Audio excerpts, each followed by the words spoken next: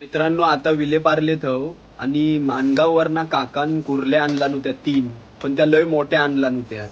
त्या आता तुम्हाला दाखवतो किती मोठ्या आहेत त्या, आणि आता रसा बनवायचा आहे त्याचा.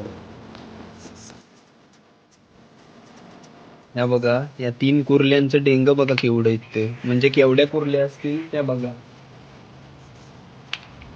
या बघा एवढं एक एक डेंगो आहे की असं वाटतं की असंच खावं हेच नाही. बघा गावी पण एवढ्याच मोठ्या कुर्ल्या भेटतात, पण माणगावला अशा एवढ्या कुर्ल्या मोठ्या भेटल्या. मस्त एकदम आहे, एक नंबर एवढ्या मोठ्या कुर्ल्या. आणि आता रस्सा बनवायचा आहे यांचं. तर बाकीचे डेंगे असतात बारके डेंगे, त्यांचा आता मिक्सर मध्ये वाटण झालेलं आहे.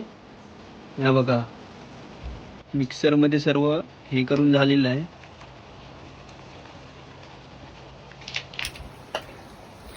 आता रस्सा बनवून खायचो या पावसात ना. आणि व्हिडिओ आवडला असेल तर लाईक आणि फॉलो करायला विसरू नका.